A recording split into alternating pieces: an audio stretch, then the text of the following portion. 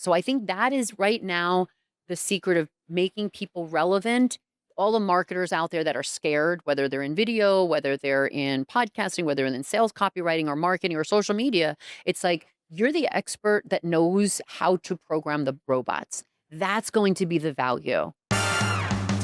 Get ready to be seen here, there, and every freaking where. Welcome to the AI and Chill podcast with your host, Coach Deb. It's like, I hold it to myself. We don't want to let anyone know because we don't want to be replaced. We don't even want to hire someone else to be our assistant in a company and teach them stuff because we're threatened. Robots aren't threatened. They don't care, right? It's like they don't have all the fears that human beings do. So now robots can literally replace themselves. Very interesting times that we're living in. What I liked about what you're saying, so let's go back to the vehicle thing, and also with this, with maybe 5% at best of businesses using AI in their business. What I love about anybody who's watching this right now, who's here, what I love about what Deb is doing is there's other shows, like for example, my business partner, we're putting him on a lot of podcasts right now. And eventually I'll do mine. And you look at these descriptions, these business descriptions, these business podcast descriptions, marketing ones, whatever it is. Yeah. It's the essence, or it's basically them saying, hey, come over here. We're going to show you how to make a faster horse. Whereas you are doing a podcast and you're having these conversations and you're bringing guests on. It's like, hey, come over here. We're going to show you how to make a car. So while people are out there making faster horses with their businesses or their podcasts or something, you're over here showing people how to make a car. Metaphorically. Yeah, for your business. Yeah. Thank you. Yes. And so then, if you're watching this, props to you because you're getting ahead of something that is going. It is just like the cars versus the horses. It's happening right now, as Perry was talking about. This is a pivotal thing. I love the fact that you are one of the early adopters. Not surprising, but I love this. It's funny because someone brought that up again. It was someone's kid. And when I was resistant to the whole, I want to drive my own car. And she's like, oh, I want to drive a horse instead of a car. And I'm like, oh, I'm one of those people, right? And it was that conviction that I go, all right, that's old thinking. I got to get rid of that. Yes. So I think that's the other thing is if you're in a generation that I'm in, of the generation that when MySpace came out, right? It's this older generation. At this point, it sounds weird, but it's that old, I remember my grandmother when VCRs first came out. Do you remember this? Yes. VCRs? Okay. So I'm like, you might be that much younger than me, but I remember. And she was so resistant to learn how to program it. And we were, 8, 9, 10, whatever. And we're just like, Nanny, come on, this is not that hard. So anytime I get into, oh my God, this is hard, like creating GPTs. And I was like, I just remember my nanny. I'm like, okay. And I literally speak to myself as though I'm the child speaking to my grandmother. And it's like, this is not that hard. Just do it, Deb, and push through that. So I think that's the same thing in our businesses. This year itself is going to be where we can automate so many tasks that we can literally chill for the weekend or Netflix and chill and binge a show or go away on a vacation or go away on a cruise and have our business literally running itself from marketing staff to sales. Again, like you were talking about sales copy, it's like you have now a GPT that you could program to start spitting out sales copy for your clients, right? Spit out in minutes. How long did it used to take to do sales copy for you? Oh gosh, it took forever. And to elaborate on what you're talking about, one of the things I love about AI is it helps remove that cognitive resistance. So I mean, I'm not going to take the exact sales copy that it gave me, but it gets me going. Yes. And I can then work from there. So it's not like a blank page. No. And for me, I never liked sales copy at all. I paid $20,000 at one point to launch our software business. And I was like, all right, this is what you have to pay a copywriter. $20,000. I hated writing that check and I loved it because it brought us in $1 million, right? So, okay, that's worth it. But it was a hard check to write. It was a lot. Now, literally that 20,000 can be done with GPT with the right prompts and I think that's the other thing. I also think it's the right people doing it. So like you doing sales copy for someone might be now a third the price, but it's still you having expertise and then knowing how to program it. What's the customer journey? What's the origin story? What's this? How do we move people comfortably to the sale? Whereas I think the layperson doesn't know all those formulas or frameworks. Like how many frameworks are there to a sales letter? Oh, so many. Like 100, maybe? Yeah. Right? So it's like you can say to GPT, I want these 10 frameworks. So I think that is right now the secret of making people relevant. All the marketers out there that are scared, whether they're in video, whether they're in podcasting, whether they're in sales, copywriting, or marketing, or social media, it's like you're the expert that knows how to program the robots. That's going to be the value. That's my prediction and my belief. It's like you knowing how to program the robots, that's going to be the thing that makes you the richest and relevant, right? And have a job versus not have a job. And then again, it's about, hey, now chill, enjoy your life, right? I think you and I came from the generation of like, work your ass off, work hard. And the harder you work, the more respect you get. Mm-hmm. And we're shifting. We're literally shifting to, hey, we can get the robots doing things. And what used to take me 40 hours for one little thing could be like 40 minutes. I did this with a client. We did sales copy, and I'm not a copywriter, like I think you could probably do it in 4 minutes, right? So I think that's going to be the mindset shift, is thinking about how you can automate all the aspects of your business so that you can really get something done in 4 hours that used to take 40 hours. And now you can take Fridays off. You can go on vacations. You can spend more time with your family. Like, what are the things that you want to do to chill? Well, you get to do that now with robots. So is that a good way that we can embrace AI and bots versus, oh, they're evil, right? I mean, they're coming. I love that. Me, consummate nerd. I'm reading a book called The Courage to Be Disliked. And I And bought it, and I haven't bought it. I haven't read it yet, so this is really good. I'm digging it. And so there's something he talks about where people, and I'm going to get over philosophical. I can't say the word. Perfect. You know what I'm You saying? did it. You said I it. tried. But it encapsulates everything that you're saying here when it comes to AI. And so he gave an example of people living not their best life, or not stepping into who they can be because they're just, that's scary. It's unknown. It's just comfortable being here. Even if I'm unhappy, I know it's enough, right? Yeah. And I'll say it another way. My father-in-law bought a nice 2021, 2022 truck. It's a nice, very nice truck. What does he drive? He drives his old 1992 diesel. And it's loud and it's heavy and Yeah. Why does he drive it? Because it's comfortable. He doesn't need to learn all this new technology and all this other stuff. Yep. And so I really want to go back to a point that you keep making, is that there is going to be a necessary period of discomfort before a business will advance when it comes to AI and robotics. 100%. And once they get over that, then you're like, oh my gosh, instead of working 40 hours a week, I worked 4 because I got through that necessary period of discomfort, which is what I like about what you're doing here, because you are giving them reps and exposure to something that is uncomfortable and all the words. Yeah. And I remember when that book came out, The 4-Hour Workweek, I'm like, you have to be kidding me. If you're not hustling and you're working, you're going to be, you're just, again, I'm East Coast mentality. Yeah. But I feel like now with AI, okay, if AI is doing all these things, you actually could work a 4-hour, let's just say a day. Say it's just like a 4-hour half day. And then you use that extra time to build another business, to invest in real estate, to flip out, like whatever it is. What's your side hustle? I love that our podcast host producers here are like, yes, like that's what, because it's changed your business, right, for podcasting.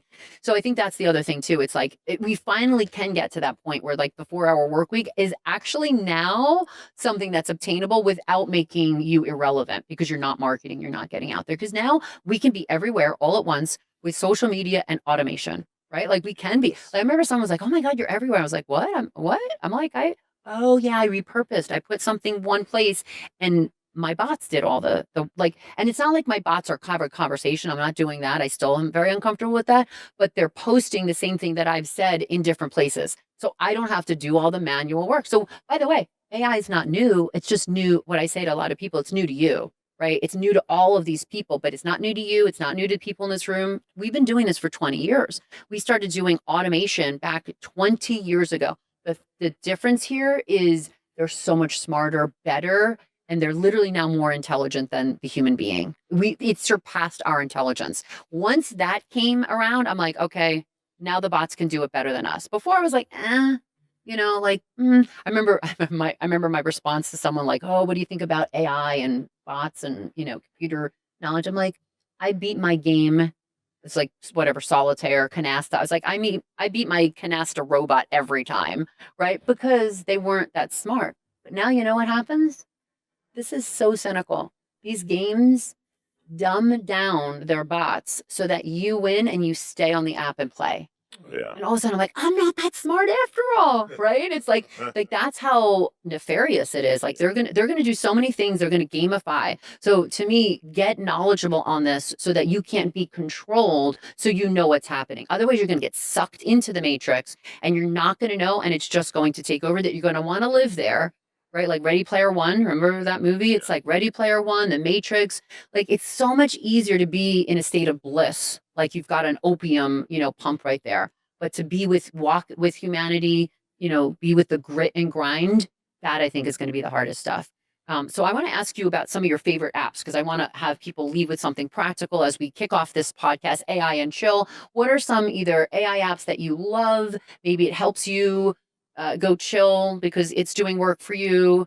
I'll bring up one of my favorites. It's Glarity. So Perry was talking about how every day he has to listen to 2 hours and watch 2 hours of YouTube videos. I'm like, or in 2 minutes, you can use Glarity to go to the YouTube shows that you want, and it'll give you a summary right there. So we can I'm like, I have to tell Perry this, because I'm like, you can save those 2 hours a day by getting, say, the top 10 YouTube videos, except ours. Like they want to watch ours, But like there's some that you're just getting for the knowledge, right? And you're just getting that. It'll give you the notes, the summary. It'll even give you links that people talk about in the app. So Glarity is one of my favorite apps. That's a time saver, that I can consume a ton of information faster than my competitors, and then be able to distill the knowledge, because I can't keep up. I can't watch 10 hours of YouTube videos, but I can do an hour of summary with Glarity. So what are some of the time savings or just favorite apps that you're using right now? Statement, then quick answer to that. One thing, when Dev's talking about getting her time back, I've gotten so much time back with AI. I'm able to quit work an hour or two. I still work just as hard as I used to early, but I can get time with my daughter and my wife that I wasn't getting. So I was sitting there spending X time doing this research or that, or whatever. At least 2 hours more with my daughter, who's 7, time I will never get back. And so that's what I love about the time saving aspect of it. But to answer your question, what I use every single day, one I've been using lately is NotebookLM. Yes. I love NotebookLM. Talk about that. So what I'll do, this is perfect. I guess it was used for research purposes. This is a tool through Google, right? But I'll give you an example of how I use it, because I can give you an example better than I can explain it. So I will go to a website like Scribed. Yes. Scribed has PDF books. Yes. Right. So let's say, what did I do? I did $100 million leads, and then I did something. It took $100 million leads. Take the Scribed version of that. I plug it into NotebookLM. If I plug in the Scribed version of $100 million leads in ChatGPT and talk to it, ChatGPT it starts making up its own shit sometimes. Like it starts making up, hallucinating. You put the book in there. Yes. Sometimes it just goes off the rails. With NotebookLM, this is why I call it a man. In the absence of information and facts, it makes stuff up. Yeah, but NotebookLM, no. Yeah. Quote the exact part that it got, where it got that information from that is given to you. It'll quote that in the book. It'll give you a timestamp. And I can now talk to NotebookLM as if I'm talking to the actual book. Read all these damn books. Some books, I just start, every book has a main message. What's the main message in this book? And then start going down the rabbit hole. That's one of the favorite things I'm using AI for. Love that. So it's fair to say NotebookLM is probably more female. Oh, absolutely. Especially because you could talk to it, summarizes, does all the work for you, is accurate. I love that you let me be sexist. But no, I love that. That in and of itself was worth the cost of admission here. The price of you watching this free podcast. So what I love about that and kicking that off is that's really what I want this series of AI and Chill to be about, is all of these apps and interviewing all these people. And what are the other ways that you're saving time, you're doing business better, you're having life better, you're enjoying your family more, right? You're getting to chill because of the AI app. So will you come on again from your studio, and I'll be in my studio, so we'll be in 2 different places, but to come back and share on a regular basis, like some of the other AI discoveries, things that you're doing, even the stuff that you're experimenting with, but also like the tried and true stuff like NotebookLM, and like dig deeper into some of these. I'll come back on one condition. Yes. You look just as damn awesome as you do today. As if you want me to bring my sparkles? If you don't bring, I'm walking out. All right. I'll bring my sparkles. You gotta keep this. You have an expectation. Oh shoot! I knew I shouldn't have worn the sparkles. Doing this from a podcast versus working from home and doing a studio podcast, I'm like, I just want to like chill in a hoodie, at home, and my Lululemons. Which, by the way, I don't know why men criticize. Like, oh, a girl from Orange County because she's in her Lululemons. I'm like, but what's the problem? Is there a problem with it? Those are comfortable. I have a I fairly know. answer. They're awesome. Yeah. So maybe that's the theme is, do what you love and don't give a shit about what other people are talking about. What's the book that I have to read that I bought? The Courage to be Disliked. I feel like everyone should read this book. I definitely have to read this. I remember Deepak Chopra had a quote, and I don't often quote him, but it was one of those things that stuck with me, is to be free of the good opinion of others. Oh, beautiful. And it's like, because so often we strive for that. And I think even the good opinion of ourselves, and that's why we're resistant sometimes to learn stuff, because we feel stupid and we don't want to feel stupid. So like we, criticize ourselves. So I think to me, it's giving yourself a pat on the back and saying you're learning it and you're going through the fire, and then we're going to help millions of other people. So same thing, if you're going through the fire, pat yourself on the back, I don't know, maybe there's going to be like a quest to be stupid every day. Yes. Feel stupid every day so you can be a genius tomorrow and next week and next year. Right? I love it. Like, it's a good goal. So here's to being stupid together and becoming genius there. Thank you, Chris Gray. How can people follow you on social? How can they reach you? What's your website? Because you're a fascinating individual, and I want to talk more about you when we bring you on as well and what you're doing. But where can people find you, reach you, follow you, stalk you, all the things? I am going to have a big social media blast this year. It's going to be the year of getting out there. Right now, you can find me on Facebook at Yo Chris Gray. That's Yo, like Y-O, and then Chris Gray. You can find me on LinkedIn. But then I'm going to start, when we talk again, there'll be all types of shit to discuss. Nice. I love it. Yeah, we're definitely letting some cussing go on. So if you have children, just earmuffs. Thank you for watching the first edition of AI and Chill, where you get to unwind with us while we start automating your life and your business. Thanks for watching. I'm Coach Deb, and this is the amazing Chris Gray. Round of applause for Chris Gray. Thanks for binging on another episode of AI and Chill podcast with your host, Coach Deb, and her inner circle of AI marketing masterminds. Remember to like this episode, share it with your business BFFs, and subscribe for the first mover advantage on the latest AI hacks with a little barbecue sauce.